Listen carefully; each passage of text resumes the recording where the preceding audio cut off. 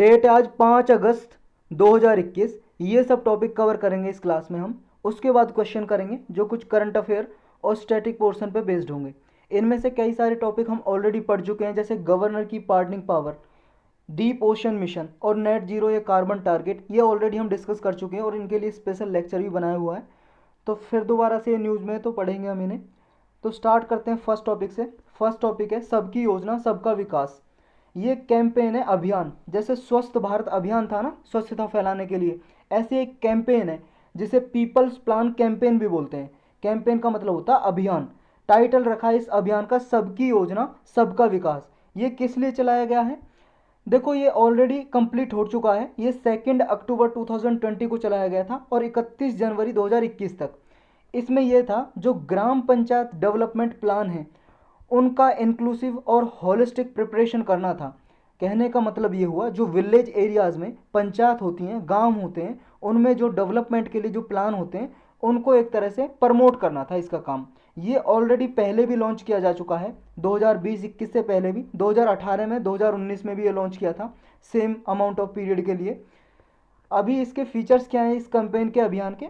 इसके फीचर ये हैं, देखो 11th शेड्यूल है हमारे कॉन्स्टिट्यूशन में। 11th शेड्यूल जो 73rd कॉन्स्टिट्यूशनल अमेंडमेंट एक्ट से जोड़ा था 1992 में।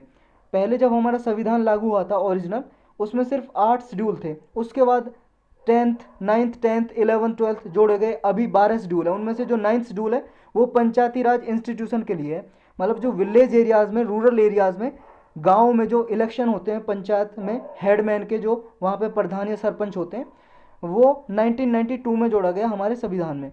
कॉन्स्टिट्यूशनल स्टेटस दिया गया, उससे पहले संविधानिक उसे दर्जा नहीं था। ये पंचायती राज को इलेक्शन होते थे पंचायत के, लेकिन पंचायती राज का जो कॉन्स्टिट्यूशनल स्टेटस नहीं था 1992 से पहले।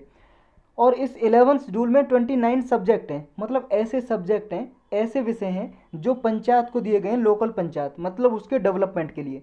तो ये जो 29 जो ये डिवॉल्व सब्जेक्ट लिस्टेड है 11th शेड्यूल में हमारे कॉन्स्टिट्यूशन में, इसी को लागू करना था। इसी को लागू करना था इसका ऑब्जेक्टिव।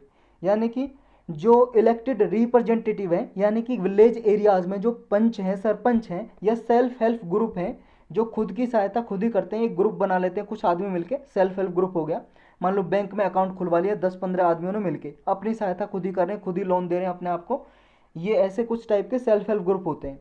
तो इनको स्ट्रेंथन करना इसका काम था इस कैंपेन का, जो ये है सबकी विकास सबकी योजना। ये evidence based assessment of progress करना था इसमें, यानी कि क्या क्या प्रोग्रेस हुई है, क्या उन्नति हुई है 2020-21 के बीच में, उसका मूल्यांकन करना था। एविडेंस देखने थे 29 जो सब्जेक्ट हैं 11th शेड्यूल में, उन पे किस किस पे काम हुआ है, और उन स्कीम और जो फाइनेंसिस है, जो गांव विलेज एरियाज़ के लिए जो पैसा आता है गवर्नमेंट से और जो योजनाएं लागू की जाती हैं, वो पब्लिक को बताना था, डिस्क्लोज करना था इसका काम। प्रिपरेशन करना था कि जो ग्राम पंचायत डेवलपमेंट प्लान है 2021-22 के लिए, इसके लिए भी प्रिपेयर करना था कि ग्राम सभा में आगे कि ग्राम सभा के थ्रू, ग्राम सभा को यूज करके, कि कैसे ग्राम एरियाज़ में, ग्रामीण एरियाज़ में, रूरल एरियाज़ में कैसे विकास लाया जाए। ग्राम सभा तो आप जानते हो ना क्या होता है। देखो, ग्राम सभा होता है कि किसी भी गांव में 18 साल से ज़्यादा उम्र के लोग, चाहे मेल हो चाहे फीमेल, और जिन्हें वोट देने का अधिकार है, वो सब ग्राम सभा में आते हैं, ग्राम सभा में। तो ये ग्राम सभा के थ्रू, उनके पार्टिसिपेशन के थ्रू, ये विलेज में और डेवलपमेंट करना इस कैंपेन का काम है। कैंपेन ने जो ग्राम पंचायत है उनमें क्या है, होलिस्टिक ग्राम पंचायत डेवलपमेंट प्लान को एग्जीक्यूट करना था। और जो भी इंफ्रास्ट्रक्चरल गैप हैं, यानी कि जो भी एरियाज़ में, ग्रामीण एरियाज़ में इंफ्रास्ट्रक्चर डेवलपमेंट करना है, रोड बनाने, ड्रिंकिंग वाटर फैसिलिटी प्रोवाइड करनी है, तो ऐसे कुछ डेवलपमेंट करना इसका काम था इस अभियान का। तो यही है इसमें। नेक्स्ट टॉपिक है एक्सरसाइज टेलिस्मैन सावर। ये एक मिलिट्री एक्सरसाइज है जो ऑस्ट्रेलिया और यूएस के बीच में होती है, और इसमें ऑस्ट्रेलिया, यूएस, बाकी सारी कंट्रीज़ को भी इनवाइट करती हैं। ये 2021 में हुई थी, अब 2023 में होने वाली है। 2023 की एक्सरसाइज में इंडिया भी पार्टिसिपेट करेगा, इसलिए ये न्यूज़ में आया। बस इसका नाम याद रखना है और कौन कौन इसमें पार्टिसिपेशन करता है, बस ये याद रखना है। एक्सरसाइज टेलिस्मैन सावर ऑस्ट्रेलिया और यूएस की है ये एक्सरसाइज। इंडिया भी 2023 से पार्टिसिपेट करेगा इसमें। 2021 में जो हुई थी यूएस और ऑस्ट्रेलिया की जो डिफेंस फोर्स है उनके बीच में हुई थी। लगभग 17,000 मिलिट्री पर्सनल ने इसमें पार्टिसिपेशन किया था, मतलब सैनिकों ने पार्टिसिपेशन किया था। और भी कंट्री इनवाइट किए थे इन्होंने, ऑस्ट्रेलिया और यूएस ने। कौन कौन सी? Canada, Japan, New Zealand, south Korea और यूके। और 2023 में इंडिया भी पार्टिसिपेट करेगा इसमें। नेक्स्ट टॉपिक है governor's partner power overrides 433A। देखो ये 433A है सेक्शन सीआरपीसी में। सीआरपीसी जो क्रिमिनल प्रोसीजर कोड है ना, उसका एक सेक्शन है, प्रोविजन है ये 433A। इसमें कुछ रेस्ट्रिक्शन लगाई हुई हैं गवर्नर की पार्डनिंग पावर पे, लेकिन इसका क्या है, इसके अगेंस्ट में गवर्नर की पार्डनिंग पावर अभी यूज की गई, इसलिए ये न्यूज में आया। मतलब इसका वायलेशन किया गया, इसका विरुद्ध ये गवर्नर की पार्डनिंग पावर यूज की गई। पार्डनिंग पावर क्या होती है? पार्डन का मतलब होता है क्षमा करना। किसी आदमी को कोई मान लो सजा मिल गई, कुछ साल की सेंटेंस मिल गई, सेंटेंस का मतलब है सजा, सजा हो गई, और गवर्नर के पास अगर उसकी पिटीशन आई, मर्सी पिटीशन, जैसे मान लो कोर्ट ने सजा सुना दी उसे, तो उसके पास ऑप्शन होता है कि वो गवर्नर से, या फिर अगर हाई कोर्ट ने डिसीजन दिया है गवर्नर के पास, या फिर अगर सुप्रीम कोर्ट ने दिया है तो वो प्रेसिडेंट के पास भी अपनी पिटीशन भेज सकता है, याचिका भेज सकता है, माफ़ी के लिए पत्र लिख सकता है, एक तरह से माफ़ी का पत्र। तो गवर्नर चाहे तो उसे पार्डन कर सकता है, लेकिन गवर्नर की कहाँ कहाँ पार्डनिंग पावर है, कहाँ नहीं है, वो हम डिस्कस करेंगे। तो पार्डनिंग का मतलब क्या है? किसी को क्षमा करना, माफ़ करना। तो अभी न्यूज में इसलिए आया, सुप्रीम कोर्ट ने कहा है, ऑब्जर्व किया है कि जो गवर्नर की ये पावर है आर्टिकल 161 के तहत, आर्टिकल 161 के अकॉर्डिंग जो पावर है गवर्नर के पास, पार्डनिंग पावर कॉन्स्टिट्यूशन में, ये क्या है, किसी भी सेंटेंस को कम्यूट कर सकते हैं और पार्डन कर सकते हैं। लेकिन इन्होंने अभी क्या किया है, जो सेक्शन 433A है क्रिमिनल प्रोसीजर कोड का, कुछ रेस्ट्रिक्शन लगाई गई हैं, उनको ओवरराइड किया है, उनके विरुद्ध डिसीजन लिया है, ये सुप्रीम कोर्ट ने बोला।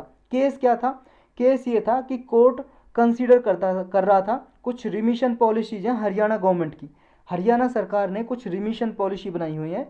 रिमिशन का मतलब क्षमा ही होता है, कि किसी आदमी को सज़ा मिली है तो उसे क्षमा करना, माफ़ करना, किसी मतलब कुछ उसकी जो सेंटेंस मिली है, सज़ा मिली है, उसमें कुछ क्षमादान देना।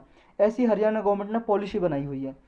इसमें यह है कि ये जो केस सुन रहा था कोर्ट, उसमें कहा कि ये पॉलिसी है हरियाणा गवर्नमेंट की, जिसको 14 ईयर की, कम से कम 14 ईयर्स की सज़ा जिसने कंप्लीट कर ली है, और मान लो वो 14 ईयर्स से जेल में है या उसे 14 साल की सज़ा मिली है, तो गवर्नमेंट ने पॉलिसी बनाई थी कि उसे क्या है, रिमिशन दिया जाएगा। लेकिन जो 433A है सीआरपीसी का, वो ये कहता है कि अगर किसी को 14 ईयर की जेल है कम से कम, तो उसको इस केस में रिमिशन नहीं दी जा सकता, क्षमादान नहीं दिया जा सकता।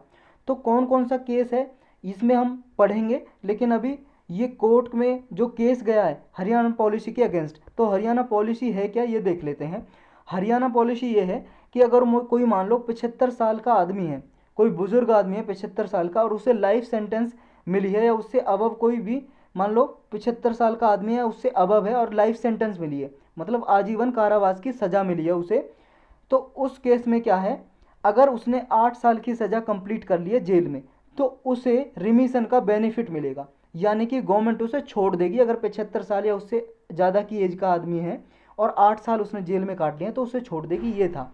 लेकिन कोर्ट ने क्या ऑब्जर्वेशन किया है, कोर्ट ने कहा है कि भाई साहब देखो, अगर मान लो वो 14 साल की सज़ा मिली है या उससे ज़्यादा, उसे एक्चुअल इम्प्रिजनमेंट उससे ज़्यादा है, तो ये गवर्नर के पास पावर है कि उसको पार्डन कर सके, गवर्नर कर सकता है, उसे पार्डन कर सकता है। उसके पास पार्डनिंग पावर में ये आती है गवर्नर की में, pardon, reprieves, respite, remission of punishment, to suspend, remit और कम्यूट द सस्पेंड, मतलब sentence of any person. Sentence का मतलब है सजा। देखो इन सब जो वर्ड है ना, पार्डन, रिप्रीव्स, रेस्पाइट, इन सब के अलग अलग मीनिंग है। इन सब के अलग अलग मीनिंग आप लक्ष्मीकांत में पढ़ सकते हो, या इसके लिए अलग से देखो गवर्नर की पार्डनिंग पावर क्या होती है, प्रेसिडेंट की, अलग से ये टॉपिक बनाया हुआ है, पॉलिटी की प्लेलिस्ट में आप जाके देख सकते हो। तो गवर्नर के पास एक तरह से आप इतना समझ लो कि क्षमा करने की पावर होती है, किसी भी सेंटेंस को कम कर सकता है, किसी भी सेंटेंस को, जैसे डेथ सेंटेंस मिली है उसको लाइफ इम्प्रिजनमेंट में बदल सकता है, या किसी सेंटेंस को मान लो कम में कर सकता है, और भी जैसे किसी और तरह की मान लो उसे कठिन सज़ा मिली है तो उसको आसान में बदल सकता है। तो ऐसी कुछ पावर होती हैं ये सारी। लेकिन जो पावर गवर्नर को मिली हैं वो कब एडवाइस करेगा, मतलब कब एक्सरसाइज करेगा, वो एक्सरसाइज करेगा यानी कि अपनी पावर को यूज करेगा on the advice of council of minister headed by CM, मतलब कि aid and advice of state government. और गवर्नमेंट कौन है, council of minister headed by CM.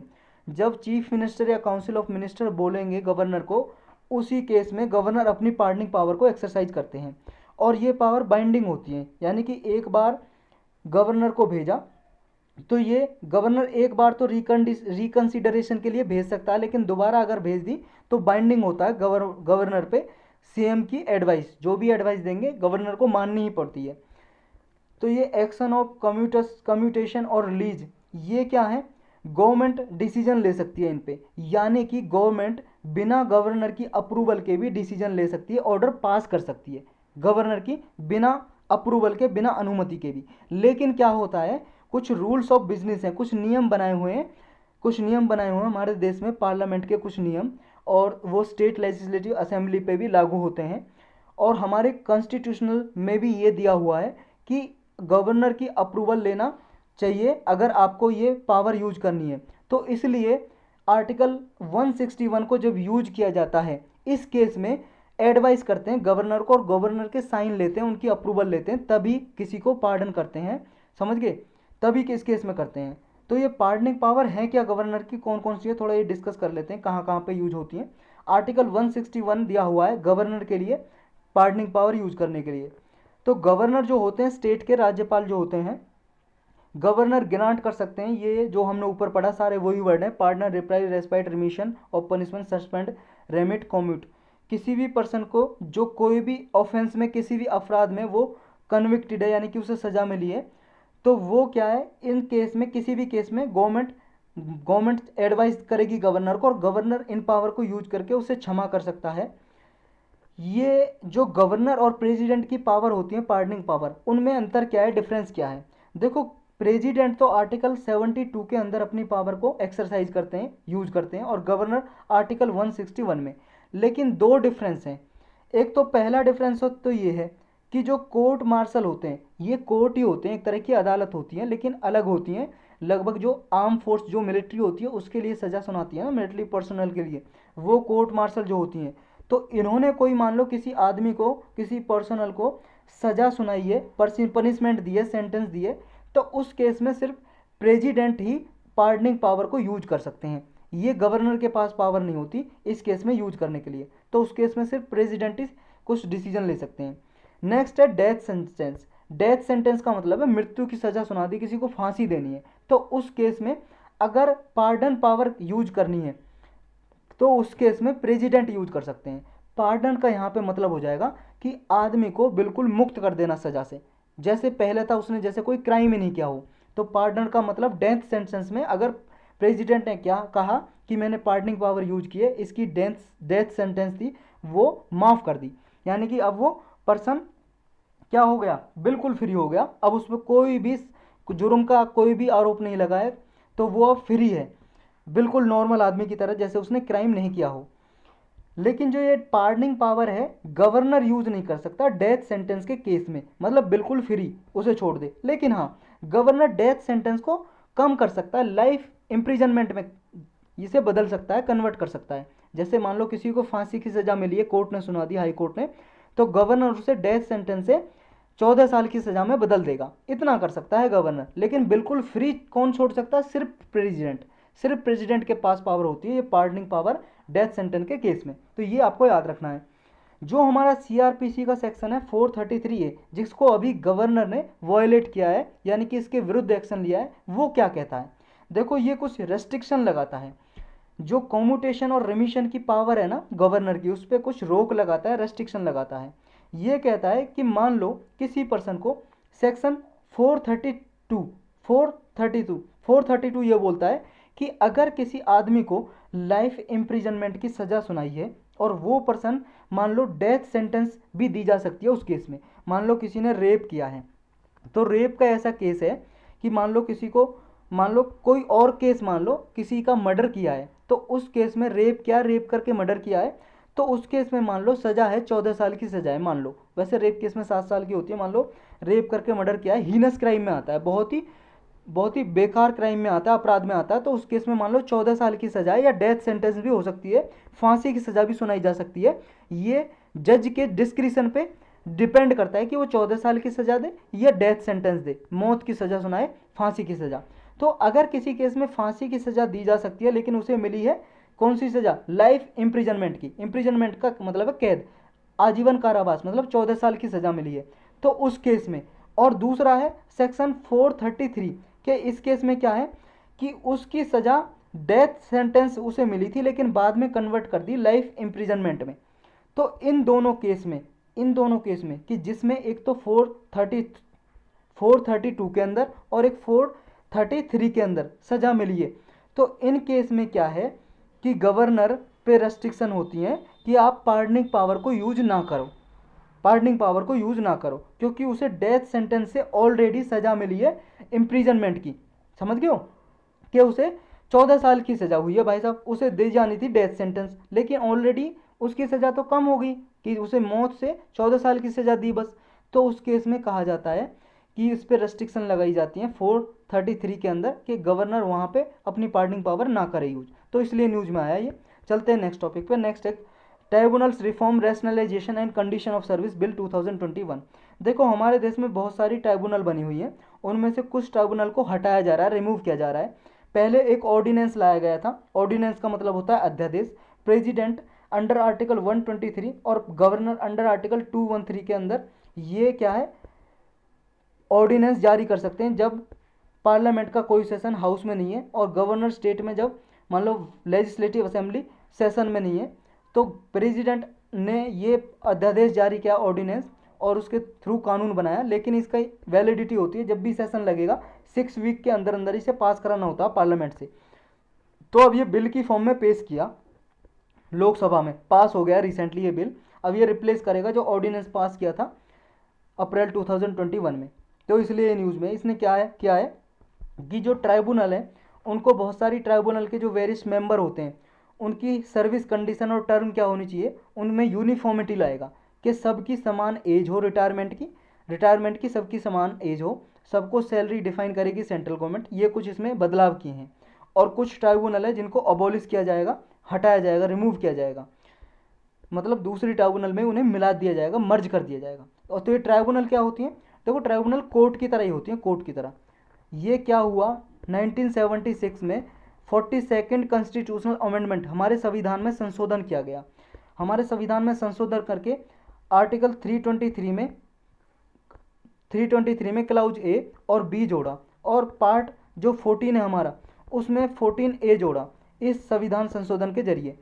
तो उसमें ट्राइब्यूनल का प्रावधान रखा कि ट्राइब्यूनल बनाया जा सकता है किसी भी एडमिनिस्ट्रेटिव पर्पज़ के लिए या किसी और पर्पज़ के लिए, ताकि जो कोर्ट पे क्या है बहुत ज़्यादा बर्डन होता है, बोझ होता है, बहुत ज़्यादा केस हैंडल करने पड़ते हैं। आपको पता लाखों में केस हमारे देश में ऑलरेडी पेंडिंग में पड़े हैं। तो ट्राइब्यूनल क्या है, जो भाई साहब कोर्ट का काम है इसे थोड़ा आसान करने के लिए बनाई जाती हैं। तो ये ट्राइब्यूनल को लिए बहुत सारी जो ट्राइब्यूनल बनी हुई है उनको मर्ज करने के लिए बिल लाया गवर्नमेंट ने। बैकग्राउंड क्या है, गवर्नमेंट ने ये कहा, प्रपोज लगा चेंजेस के जो सुप्रीम कोर्ट ने डायरेक्शन दी थी मद्रास बार एसोसिएशन केस में, उसको ही एक तरह से उसी डायरेक्शन के बेस पे ये चेंजेस किए जा रहे हैं। चेंजेस क्या क्या हैं, देखो जो एग्जिस्टिंग अपेलेट बॉडीज़ हैं उनका जो पावर है वो ट्रांसफ़र की जा रही हैं जुडिशल बॉडीज़ में, और ये सेंट्रल गवर्नमेंट को एम्पावर करेगा अगर ये बिल पास हो जाएगा, एक्ट बन जाएगा कानून, कि जो भी रूल्स नियम होते हैं क्वालिफिकेशन के लिए या अपॉइंटमेंट के लिए, मतलब जैसे कोई ट्राइब्यूनल में चेयरमैन और मेंबर अपॉइंट करने हैं, अध्यक्ष और उसके सदस्य अपॉइंट करने हैं, उनकी नियुक्ति करनी है, तो क्या उनकी क्वालिफिकेशन होनी चाहिए, उनकी ड्यूरेशन कितनी होनी चाहिए, term of office, salary, allowances, resignation, removal, हटाने का क्या क्राइटेरिया होनी चाहिए, सारी service condition central government define करेगी। सेंट्रल गवर्नमेंट जो चेयरपर्सन है और मेंबर हैं ट्राइब्यूनल के उनको अपॉइंट किया जाएगा सेंट्रल गवर्नमेंट के जरिए ही। किसकी रिकमेंडेशन पे, एक कमेटी बैठेगी, सर्च कम सिलेक्शन कमेटी, ये कमेटी सिफारिश करेगी, रिकमेंडेशन देगी सेंट्रल गवर्नमेंट, फिर सेंट्रल गवर्नमेंट अपॉइंट करेगी चेयरपर्सन और मेंबर। इस कमेटी में क्या है, इस कमेटी को हेड करेंगे चीफ जस्टिस ऑफ इंडिया, हमारे सुप्रीम कोर्ट के न्यायाधीश, मुख्य न्यायाधीश वो इसे हेड करेंगे, मतलब चेयरमैन होंगे इस कमेटी के। या चीफ जस्टिस ऑफ इंडिया नहीं आ सकते तो कोई जज नॉमिनेट कर देंगे सुप्रीम कोर्ट का अपनी जगह पे इस कमेटी में, और ये कमेटी सिफारिश करेगी गवर्नमेंट को, गवर्नमेंट अपॉइंट करेगी ये मेंबर। स्टेट में अगर कोई ट्राइब्यूनल बनानी है स्टेट में, राज्य में, तो उसके लिए सेपरेट सर्च कमेटी बनेगी, तो वो रिकमेंड करेगी, तब उसके मेंबर अपॉइंट किए जाएंगे, चेयरमैन अपॉइंट किए जाएंगे। यूनियन गवर्नमेंट क्या है डिसाइड करेगी रिकमेंडेशन के बारे में, जो सर्च कम सिलेक्शन कमेटी रिकमेंडेशन देगी। यूनियन गवर्नमेंट 3 महीने के अंदर अंदर ये डिसाइड करेगी कि कौन से चेयरपर्सन और मेंबर को अपॉइंट करना है कि नहीं करना। टेन्योर कितना होगा इनका, देखो टेन्योर कार्यकाल कितना होगा चेयरपर्सन का, 4 साल या 70 ईयर्स, मतलब या तो वो 4 साल रहेंगे या 70 ईयर्स की एज तक। जैसे मान लो उनकी 67 ईयर में अपॉइंटमेंट हुई है, चेयरमैन बने हैं, तो उनका 70 ईयर हो गया, यानी कि 3 साल ही हुए हैं, तो लेकिन 70 ईयर तो पहले आ गए ना, तो 70 ईयर पे रिटायर हो जाएंगे। अगर मान लो 66 ईयर में हुए थे, या फिर मान लो 62 ईयर में अपॉइंट हुए चेयरपर्सन, तो वो 4 साल हो गए इन्हें 66 में, तो 66 में ये रिटायर हो जाएंगे, मतलब जो भी पहले आएगा 4 साल पहले आएंगे या 70 साल पहले हो जाएंगे। और मेंबर के लिए 4 साल और 67 ईयर एज है, इस पे रिटायर होंगे। अबोलिशन ऑफ अपेलेट ट्राइब्यूनल, कौन कौन सी ट्राइब्यूनल है जो अबोलिश की गई है, जिनको हटाया गया, देखो ये ट्राइब्यूनल है। फिल्म सर्टिफिकेशन अपेलेट ट्राइब्यूनल, इसको हटा दिया गया। Airport appellate tribunal, authority for advance rulings, intellectual property appellate board, plant varieties protection appellate tribunal, ये 5 ट्राइब्यूनल है जिनको अबोलिश कर दिया गया इस बिल के जरिए। जब ये एक्ट बन जाएगा तो हट जाएंगी। अब जो कोर्ट ने रूल किया है, तो ये इशू क्या है इस बिल के साथ, जो बिल में इशू आ रहा है, प्रॉब्लम आ रही है। देखो सुप्रीम कोर्ट का जब केस था ना, Madras bar association versus union of India का केस, इसमें क्या है कुछ प्रोविजन स्टक डाउन कर दी थी, हटा दी थी सुप्रीम कोर्ट ने। इसमें क्या रखा था कि जो चेयरपर्सन या मेंबर के अपॉइंटमेंट के लिए जो एज थी 50 ईयर्स थी मिनिमम, 50 ईयर्स रिक्वायरमेंट थी, तो ये टेन्योर जो 4 ईयर का और 50 ईयर की मिनिमम, मतलब कम से कम 50 साल का तो हो जब उसे इसमें अपॉइंटमेंट किया जाए ऐसे चेयरपर्सन और मेंबर के लिए, तो ये थी मिनिमम रिक्वायरमेंट। तो इसको स्टक डाउन कर दिया, इसको हटा दिया कि ऐसी कोई 50 साल की कम से कम की कोई एज नहीं होनी चाहिए, और 4 साल की ये टेन्योर है ये भी हटा दिया था सुप्रीम कोर्ट ने।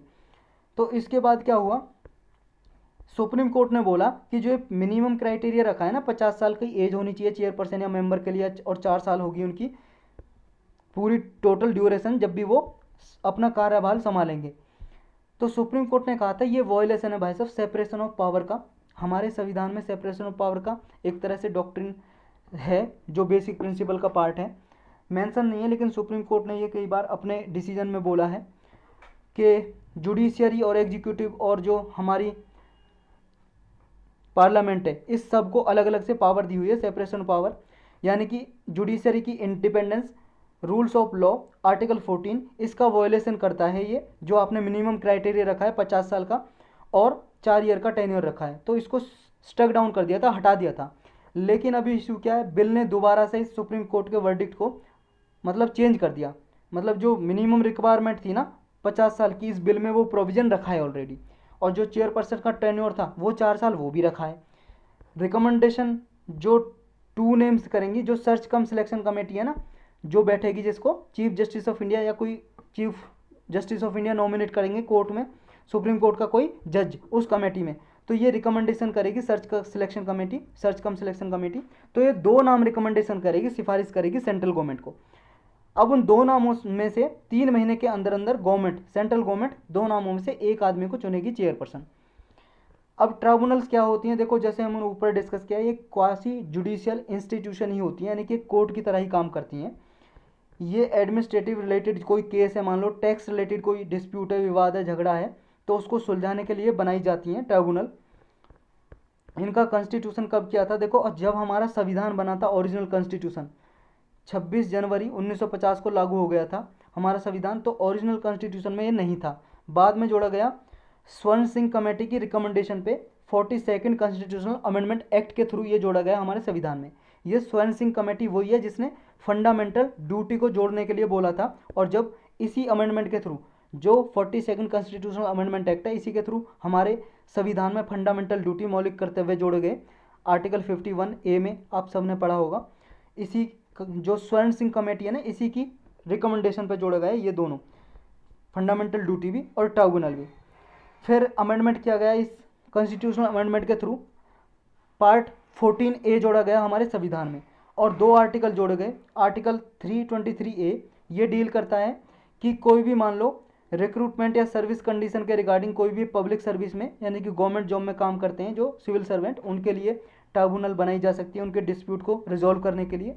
या फिर आर्टिकल 323 मतलब 323B के अकॉर्डिंग टैक्सेशन के regarding industrial labour, foreign exchange, import export, land reform, food, ceiling on urban property, या election to parliament, state legislature, या रेंट या टीनेंसी राइट, इसके रिगार्डिंग कोई भी डिस्प्यूट झगड़ा है तो इनके लिए ट्राइब्यूनल बना सकती है सेंट्रल गवर्नमेंट आर्टिकल 323B के अकॉर्डिंग। तो यही था इसमें।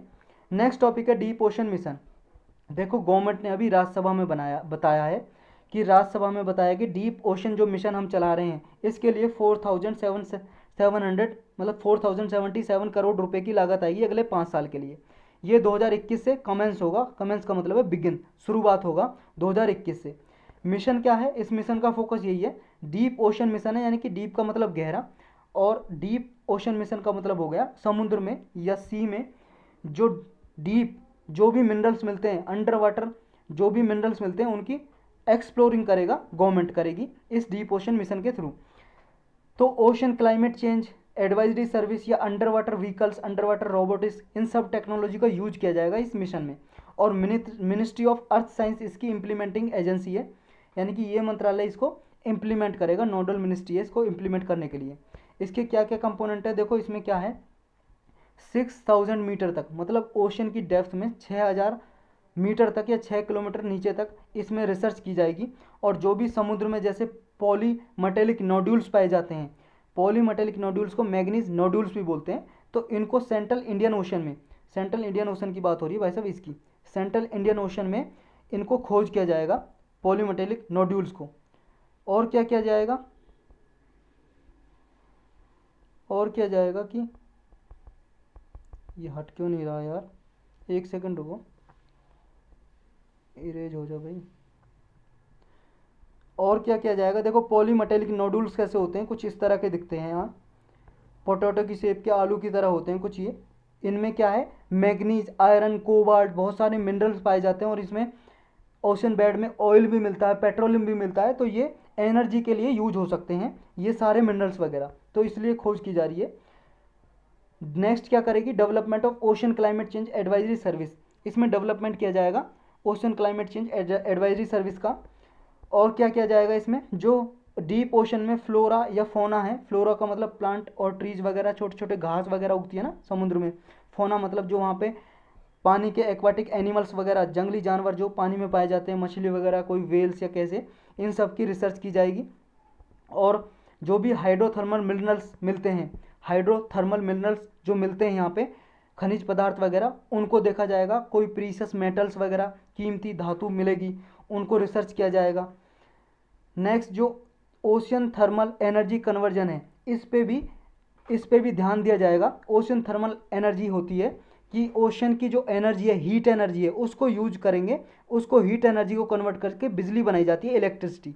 तो इसमें भी नई टेक्नोलॉजी को यूज करके ऐसे प्लांट भी लगाए जाएंगे ताकि इस ओशन थर्मल एनर्जी को कन्वर्जन को, टेक्नोलॉजी को यूज किया जा सके एनर्जी डेवलपमेंट के लिए। अब इसके सिग्निफिकेंस क्या है, मतलब इंपॉर्टेंस, देखो इसके जरिए, इस मिशन के जरिए जो हमारा एक्सक्लूसिव इकोनॉमिक जोन है, जैसे इंडिया है, हिंदुस्तान है ये, इसके तीनों साइड समुद्र में 200 नॉटिकल माइल्स तक, एक नॉटिकल माइल्स में होता है 1.852 किलोमीटर, यानी कि ये नॉटिकल माइल्स को आप इतने से गुना कर दोगे तो किलोमीटर में आ जाएगा।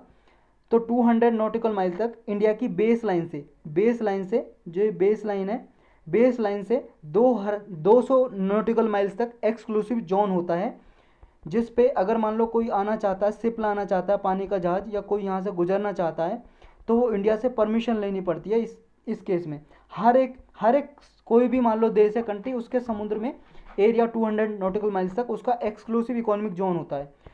एक्सक्लूसिव इकोनॉमिक जोन और कॉन्टिनेंटल शेल्फ, जैसे मान लो ये हिंदुस्तान है, हिंदुस्तान से समुद्र में उतरेंगे हम, समुद्र में मान लो पहला जो आता है लैंड, यहाँ पानी भरा हुआ है ऊपर और ये लैंड है यहाँ तक, और फिर ये आगे ऐसा सरफेस है, कुछ ऐसा सरफेस है। इसको जो पहला ये सरफेस है इसको बोलते हैं कॉन्टिनेंटल सेल्फ, और इसको बोलते हैं कॉन्टिनेंटल स्लोप, और इसको बोलते हैं कॉन्टिनेंटल राइज। तो कॉन्टिनेंटल सेल्फ और ये हमारा जो एक्सक्लूसिव इकोनॉमिक जोन है, इस पे रिसर्च की जा सकती है, यहाँ पे कौन कौन से मिनरल पाए जाते हैं, तो इंडिया इस मिशन के जरिए एक्सप्लोर कर सकता है। देखो ये ओशन मिशन है ना, इसके बारे में यूपीएससी ने पिछले साल भी क्वेश्चन पूछा था, इसलिए इंपॉर्टेंट हो जाता है। जो अपना सेंट्रल इंडियन ओशन बेसिन है उसको एक्सप्लोर कर सकेगा इंडिया इस मिशन के जरिए। पोटेंशियल क्या है देखो, 70,000 स्क्वायर किलोमीटर का सेंट्रल इंडियन ओशन बेसन है, जिसको एक्सप्लोर करने की परमिशन मिली है इंडिया को। किसने? यूनाइटेड नेशन की एक एजेंसी है जिसका नाम है यूनाइटेड नेशन इंटरनेशनल सी बेड अथॉरिटी। इसने पॉलीमेटेलिक नोड्यूल्स को एक्सप्लोर करने के लिए इंडिया को परमिशन दे रखी है। तो सेंट्रल इंडियन ओशन बेसिन है जो, इसमें जो मेटल्स पाई जाती हैं आयरन, मैग्नीज, निकल, कोबाल्ट टाइप की, अगर उन 10% रिकवरी भी कर लिया इनका, 10% रिकवरी, तो आने वाले 100 साल के लिए इंडिया की एनर्जी रिक्वायरमेंट पूरी हो सकती है। मतलब अगले 100 सालों में जितनी एनर्जी चाहिए ना इंडिया को, वो 10% ये रिकवरी कर ली इन मिनरल्स की, उससे ही 100 साल तक इंडिया अपनी एनर्जी की नीड को फुलफिल कर सकता है। तो ये पॉलीमेटेलिक नोड्यूल्स क्या हैं, इनको मैग्नीज नोड्यूल्स भी बोलते हैं, जो हमने ऊपर देखा पटोटे की शेप के होते हैं, और पोरस नोड्यूल होते हैं लगभग, जो सी बेड में, सी फ्लोर में पाए जाते हैं अबंडेंस में। इनमें बहुत सारी मेटल्स वगैरह होते हैं जैसे manganese, iron, nickel, copper, cobalt, lead, molybdenum, cadmium, vanadium, titanium, which nickel, cobalt, copper are consider to be economic and strategic importance. मतलब इनमें ये इंपॉर्टेंट समझी जाती है, निकल, कोबाल्ट, कॉपर। तो ये सारे कुछ मिनरल्स, धातु वगैरह मिलती है इनमें। तो यही था इसके बारे में। नेक्स्ट टॉपिक है why net zero carbon target may not be enough to tackle climate change. देखो इसके लिए सेपरेट एक लेक्चर बना हुआ है नेट जीरो से, नेट जीरो उसका नाम है, और इन्वायरमेंट के प्लेलिस्ट में मिलेगा आपको, अगर नहीं देखा तो वो आप ज़रूर देखना। इसमें हम शॉर्टकट में ब्रीफली डिस्कस करेंगे। नेट जीरो का मतलब जानते हैं पहले, तो नेट जीरो का क्या मतलब है। अभी न्यूज़ में इसलिए आया क्योंकि ये एक चैरिटेबल ऑर्गेनाइजेशन है जिसका नाम है ऑक्सफैम। ये ऑर्गेनाइजेशन ने कहा है कि जो नेट जीरो कार्बन का टारगेट रखा है ना भाई साहब सारे देश ने मिलके, वो आप अचीव नहीं कर पाओगे इस तरह से, जिस तरह से चल रहे हो आप। मतलब जिस तरह से आप कार्बन इमिशन को रोकने के लिए जो स्टेप उठा रहे हो, इस तरह से कार्बन जो इमिशन के घटाने के लिए नेट जीरो टारगेट जो आप चाहते हो वो अचीव नहीं होगा। तो पहले तो ये नेट जीरो समझना, पूरे सालों साल न्यूज़ में रहा है। 99% आप देखोगे यूपीएससी के प्रीलिम में नेट जीरो क्या होता है, ये टर्म आ सकती है, पूछ सकता है यूपीएससी। तो नेट जीरो का मतलब ये नहीं होता है कि कोई भी कंट्री कार्बन इमिशन करे ही ना, तो ये नहीं होता है। इसका मतलब होता है कार्बन न्यूट्रलिटी भी बोलते हैं इसको, नेट जीरो को। इसका मतलब ये है कि जितना कोई कंट्री इमिशन कर रहा है एक साल में, उतना उसे एब्जॉर्ब भी कर ले। आपने जितना धुआं छोड़ा, उस धुएं में कुछ कार्बन डाइऑक्साइड थी, कार्बन था, कुछ और जहरीली गैसें थी, तो आप उनको एब्जॉर्ब करो। एब्जॉर्ब कैसे करेंगे? पेड़ लगाओ, आप ज़्यादा पेड़ लगाओगे, पेड़ इन्हें एब्जॉर्ब करेंगे। या कोई स्मोक टावर लगाओ, कुछ ऐसी टेक्नोलॉजी यूज करो, स्मोक टावर लगाएंगे, वे खींच लेगा धुआं को अपने अंदर, इसे कन्वर्ट कर देगा इसे और अच्छी गैसों में, और जो वेस्ट रहेगा उसे अलग निकाल देगा। तो ऐसी कुछ टेक्नोलॉजी यूज़ करो, मतलब जितना इमिशन किया है उतना एब्जॉर्ब करने ला। इसका मतलब है नेट जीरो या कार्बन न्यूट्रलिटी। इसका ये बिल्कुल भी मतलब नहीं है कि जीरो इमिशन करना, जीरो इमिशन करना बिल्कुल भी मतलब नहीं है, ये आपको याद रखना है इसमें। तो नेट जीरो का मतलब यही है कि जितना कंट्री इमिशन करे उसे कंपनसेट करे एब्जॉर्ब करके, या ग्रीन हाउस गैस वगैरह को एटमॉस्फेयर से रिमूव करके। तो ऐसी रिपोर्ट में क्या कहा है, अभी क्या आया है, ये कहा है देखो 2050 तक अगर लगभग 1.6 बिलियन हेक्टेयर की ज़मीन पे अगर फॉरेस्ट लगाया जाए, तो भी क्या है, कार्बन इमिशन को 2050 तक रिमूव नहीं किया जा सकता। ये इस रिपोर्ट में बोला है। जो भी मान लो जैसे land hungry net zero schemes हैं, उनमें क्या है, अभी ग्लोबल फूड का जो प्राइसेस है 80% तक बढ़ रहा है, इंक्रीज हो रहा है। इसकी वजह से भुखमरी बढ़ रही है। तो जैसी भुखमरी बढ़ रही है और ग्लोबल फूड की डिमांड बढ़ रही है, तो भाई साहब फूड की प्रोडक्शन तो ज़्यादा से ज़्यादा होगी, और फूड की प्रोडक्शन ज़्यादा से ज़्यादा होगी यानी कि जंगल काटने पड़ेंगे, वहाँ पे खेत बनाने पड़ेंगे। खेत बनाओगे आप, एक तो जंगल काट दिए, जो पेड़ एब्जॉर्ब कर सकते थे ग्रीन हाउस गैस को वो एब्जॉर्ब नहीं कर पा रहे, और जो आपने जंगल काट के जो खेत बनाए, जंगल काट के फॉरेस्ट एरिया आपने कट करके जो खेत बनाए, फील्ड बनाए, वहाँ पे एग्रीकल्चर कर रहे हो। एग्रीकल्चर करने से जैसे धान की खेती है, उससे भी ग्रीन हाउस गैस इमिशन होती है, CH4 का इमिशन होता है, निकलती है CH4 मीथेन गैस, तो इससे भी आप कंट्रीब्यूट कर रहे हो। तो ये भाई साहब एक तरह से डर्टी बिजनेस है जो आप कर रहे हो इससे क्या है, नेट जीरो का टारगेट अचीव नहीं किया जा सकता, ये बोला है। तो अभी नीड क्या है इस ये सब कुछ करने की, मतलब जैसे क्या करने की ज़रूरत है। देखो, अगर जो ग्लोबल वार्मिंग को रोकना है, ग्लोबल वार्मिंग आप सब लोग जानते हो कि जो अर्थ का टेम्परेचर बढ़ता है धीरे धीरे, ग्रेजुअल टेम्परेचर एटमॉस्फेयर का, उसी को बोलते हैं global warming. Increase in the earth atmosphere temperature gradually, तो इसी को बोला जाता है ग्लोबल वार्मिंग बोला जाता है। इसका ये टारगेट रखा था कि 1.5 डिग्री सेल्सियस तक ये बढ़ने नहीं देना प्री इंडस्ट्रियल लेवल से। प्री इंडस्ट्रियल लेवल का मतलब है जब इंडस्ट्रियल रिवॉल्यूशन, औद्योगिक क्रांति स्टार्ट हुई थी ना, ब्रिटेन से, यूके से ज़्यादा प्रोडक्शन स्टार्ट कर दिया था, माल वस्तुएं प्रोडक्शन ज़्यादा स्टार्ट कर दी थी, तो इसमें तब से लेके अब तक 1.5 डिग्री से ज़्यादा टेम्परेचर नहीं बढ़ने देना है। मान लो जब ग्लोबल अर्थ टेम्परेचर था 15 डिग्री सेल्सियस, तो ये 1.5 डिग्री ऐड कर देंगे तो कितना हो जाएगा, 16.5 डिग्री। तो 16.5 डिग्री से ज़्यादा अर्थ का ग्लोबल टेम्परेचर नहीं बढ़ने देना, ये टारगेट था। इसके लिए क्या है, कम से कम 45% तक इमिशन कट करना है 2010 के लेवल से 2030 तक।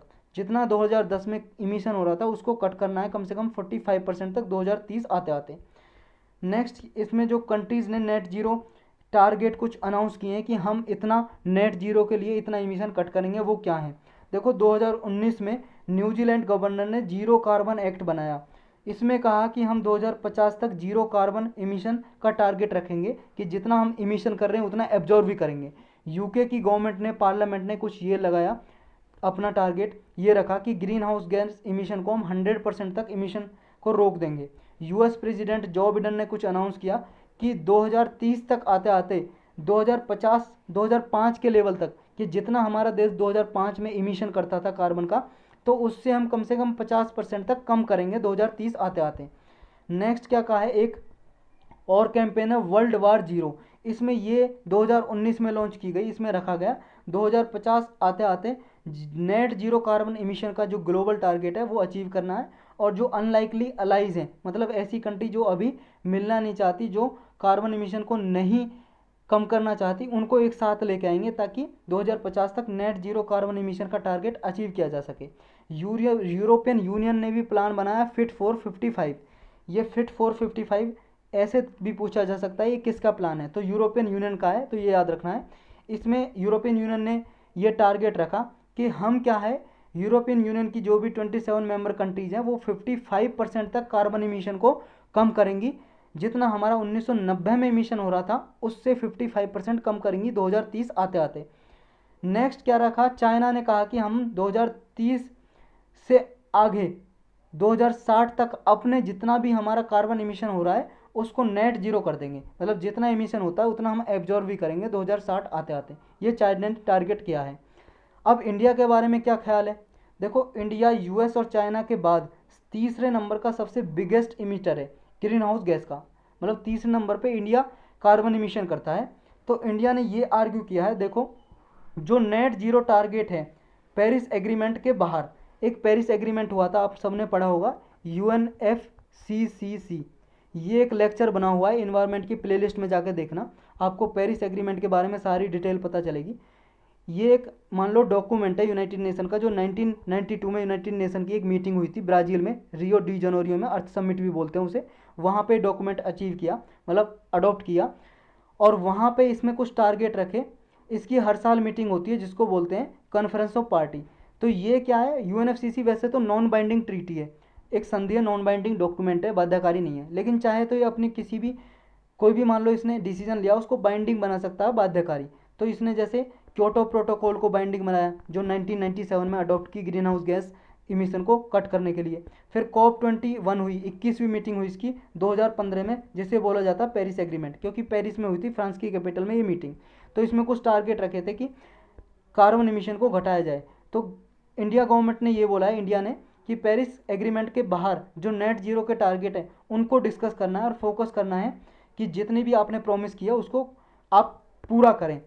इंडिया की कंसर्न क्या है, देखो इंडिया की परेशानी ये है कि अगले 2-3 डिकेड में इंडिया क्या है, अपना इमिशन कम कर ही नहीं सकता, क्योंकि इसका इमिशन और बढ़ने वाला है इंडिया का। क्यों?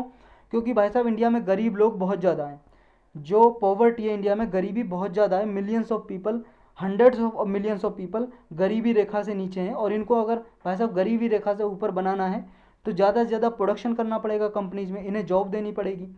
तो जब ज़्यादा से ज़्यादा प्रोडक्शन होगा तो उस कार्बन इमिशन तो होगा ही होगा। तो इंडिया भाई साहब ये टारगेट अगले 2 से 3 डिकेड में, डिकेड का मतलब होता है 10 साल, तो 20 से 30 सालों में ये टारगेट अचीव करना इंडिया के लिए बहुत ही मुश्किल बात है। इंडिया का कंसर्न ये है। तो यही था इसके बारे में। अब क्वेश्चन करेंगे इस पे बेस्ड। फर्स्ट क्वेश्चन है, आपको बताना धौलावीरा जो साइट अभी न्यूज में थी उसके रिगार्डिंग कुछ स्टेटमेंट बतानी है। हड़प्पन साइट है एक ये। देखो ये जो इसमें दीवार बनी हुई थी धौलावीरा सिटी थी, धौलावीरा सिटी है जो गुजरात में, उसके आसपास जो दीवार बनी हुई थी चारों ओर वॉल, वो क्या है सैंडस्टोन और लाइमस्टोन से बनी हुई थी। और जो बाकी की हड़प्पन साइट है उनमें मड ब्रिक्स, मिट्टी की ईंटों से दीवार बनी थी। नेक्स्ट कह रहा है ये पत्थर का एक टाइप है लाइमस्टोन और सैंडस्टोन। नेक्स्ट है एक्सटेंसिव मोर्टल रिमेन्स, ह्यूमंस की जो रिमेन्स पाई गई यहाँ पे धौलावीरा में डिस्कवर की गई कुछ। नेक्स्ट कह रहा है कि यहाँ पे ज्वेलरी का मैन्युफैक्चरिंग हब था, यहाँ पे आभूषण हार वगैरह ये नेकलेस वगैरह बनाए जाते थे, सेल्स सेमी प्रीशियस स्टोन्स वगैरह के। तो आपको बताना करेक्ट कौन सा है इसमें स्टेटमेंट, 1 2 1 3 3 ओनली या 1 2 3 ऑल ऑफ दी अबव। देखो भाई साहब सेकंड बिल्कुल गलत है, क्योंकि यहाँ पे ह्यूमंस के कुछ मोर्टल रिमेन्स नहीं पाए गए हैं। मोर्टल रिमेन्स का मतलब है कुछ हड्डियाँ अस्थियाँ ये नहीं पाए गए हैं, और बाकी 1 3 सही हो जाएगा, यानी कि बी करेक्ट आंसर है हमारा इसमें। नेक्स्ट आपको बताना मशीन टू मशीन कम्युनिकेशन के रिगार्डिंग कौन सी स्टेटमेंट करेक्ट है। पहली कह रही है मशीन टू मशीन जो कम्युनिकेशन है ये एक ऑटोमेटेड एप्लीकेशन के थ्रू होती है, जिसमें कोई भी मशीन या डिवाइस कम्युनिकेट कर सकता है नेटवर्क के जरिए बिना किसी ह्यूमन इंटरवेंशन के, मतलब मशीन आपस में कम्युनिकेट कर सकती हैं। नेक्स्ट है कि ये डेटा जो भी ट्रांसमिटेड किया जाता है एक डिवाइस से दूसरे डिवाइस में, जो भी डेटा भेजा जाता है वायर या वायरलेस कम्युनिकेशन नेटवर्क के, तो ये मशीन कम्युनिकेशन के थ्रू पॉसिबल है। तो आपको बताना है कौन सा करेक्ट है, 1 ओनली 2 दोनों सही या दोनों गलत। देखो दोनों के दोनों सही हैं, सी करेक्ट आंसर है। मशीन से किया जा सकता है, मशीन क्या है जैसे आर्टिफिशियल इंटेलिजेंस टेक्नोलॉजी पे बेस्ड है, अपना आप काम करेगी, जैसे ह्यूमन का दिमाग सोचता है ना, ऐसी कुछ मशीन बेस्ड होती हैं आर्टिफिशियल इंटेलिजेंस में, मतलब खुद ही सोच लेती है कि अब हमें क्या करना है। तो ये ऐसी मशीन कम्युनिकेट कर सकती हैं, बिल्कुल सही है, और डेटा भी ट्रांसफ़र कर सकती हैं। नेक्स्ट आपको बताना है बुडापेस्ट कन्वेंशन के रिगार्डिंग कौन सी स्टेटमेंट करेक्ट है। पहली कह रही है ये फर्स्ट इंटरनेशनल ट्रीटी है, पहली अंतर्राष्ट्रीय संधि है जो ये एड्रेस करती है कि इंटरनेट और कंप्यूटर जो क्राइम होते हैं, अपराध होते हैं इंटरनेट और कंप्यूटर के जरिए, तो उनके लिए जो नेशनल लॉज वगैरह के साथ जो देश में कानून बने हों उनके साथ कोऑपरेट करके कैसे इन क्राइम को कम किया जाए। नेक्स्ट कह रहा है ये यूनाइटेड नेशन की सिक्योरिटी काउंसिल है जो, उसकी ही एक मान लो कन्वेंशन है, ट्रीटी है, संधि है ये। इंडिया भी इसका सिग्नेटरी है, मतलब इस कन्वेंशन पे इंडिया ने साइन किया हुआ है। तो आपको बताना करेक्ट कौन सा, 1 ओनली 1 2 1 3 1 2 3। देखो भाई साहब ये बहुत ज़्यादा न्यूज़ में है साइबर क्राइम वगैरह, तो ये बुडापेस्ट कन्वेंशन उसी से रिलेटेड है, साइबर क्राइम से, जो इंटरनेट या कंप्यूटर के जरिए अपराध होते हैं, क्राइम होते हैं, किसी का कंप्यूटर मोबाइल हैक कर लेते हैं। तो पहली स्टेटमेंट बिल्कुल सही है, बाकी की तो बिल्कुल गलत है, क्योंकि इंडिया ने इस पर साइन नहीं किया है। 2019 में इसको अडोप्ट किया था काउंसिल ऑफ यूरोप ने, यूरोप की काउंसिल है उसने अडॉप्ट किया था, यूनाइटेड नेशन की ये कोई कन्वेंशन या ट्रीटी नहीं है। तो ये भी गलत है, ओनली 1 करेक्ट है, तो हमारा आंसर हो जाएगा 1 ओनली यानी कि ए। नेक्स्ट आपको बताना है 1000 ईयर ओल्ड हेरिटेज आर्ट, 1000 साल पुरानी एक आर्ट है जिसको मोनपा हैंडमेड पेपर कहते हैं, मतलब हाथ से पेपर बनाया जाता है जिसका नाम है मोनपा। तो ये कौन सी राज्य में कौन से स्टेट में बनाया जाता है ये बताना आपको, कौन से स्टेट से संबंधित है, असम, अरुणाचल प्रदेश, हिमाचल प्रदेश या मणिपुर। सही आंसर है बी, यानी कि अरुणाचल प्रदेश का है ये मोनपा हैंडमेड पेपर। इसके बारे में हम पढ़ा है, ऑलरेडी हमने पढ़ा है इसके बारे में करंट अफेयर में। नेक्स्ट आपको बताना है कौन सा पेयर यानी कि कौन सा जोड़ा करेक्टली मैच है, करेक्टली मैच बताना आपको। इनमें 3 गलत हैं, एक सही है, वो सही वाला कौन सा है वो बताना है। कुषाण जो एम्पायर था गंधार स्कूल ऑफ आर्ट से संबंधित है। इंडस वैली सिविलाइजेशन में पेंटेड ग्रेवेयर जो बर्तन है ना, बर्तन, वो पेंटेड ग्रेवेयर पाए जाते थे। पेंटेड का मतलब पेंट चित्रकारी की हुई, ग्रे कलर का नाम है सलेटी कलर, और वेयर मतलब कोई पॉट, जैसे मान लो कोई घड़ा है, घड़े पे पेंटेड हुआ करता था ग्रे कलर, तो ये इंडस वैली सिविलाइजेशन से रिलेटेड था क्या। मराठा पहाड़ी स्कूल ऑफ पेंटिंग से, और मुगल ये अजंता पेंटिंग से। तो आपको बताना है कौन सा करेक्ट है। देखो भाई साहब पहला बिल्कुल करेक्ट है, क्योंकि कुषाण के टाइम में गंधार स्कूल ऑफ आर्ट, ये कला गंधार की उसी टाइम पे डेवलप हुई थी। तो बाकी के तीनों गलत हैं, क्योंकि ये वैदिक काल में, जो वैदिक काल था ना, हड़प्पा के बाद वाला ऋग्वेदी फिर वैदिक काल, उसमें पाए जाते थे ऐसे बर्तन, painted grey ware. Indus valley civilisation में तो पेंटेड पॉलिश्ड ब्लैक वेयर पाए जाते थे। पेंटेड पॉलिश्ड ब्लैक वेयर मतलब घड़े बने हैं, उन पे ब्लैक कुछ चित्रकारी होती थी, ब्लैक कलर के, मतलब ब्लैक कलर के बर्तन थे। घड़ा वगैरह जैसे मटका होते हैं ना जिनमें पानी भरा जाता है, ऐसे कुछ बर्तन हो गए, उन पे पॉलिश हो रखी है ब्लैक, तो ऐसे कुछ बर्तन पाए जाते थे। पेंटेड ग्रे तो वैदिक काल के हैं ये। और जो अजंता की पेंटिंग आप सबको पता है गुप्ता काल में ये बनी थी, तो ये इनकरेक्ट है बाकी के। नेक्स्ट नेक्स्ट समाप्त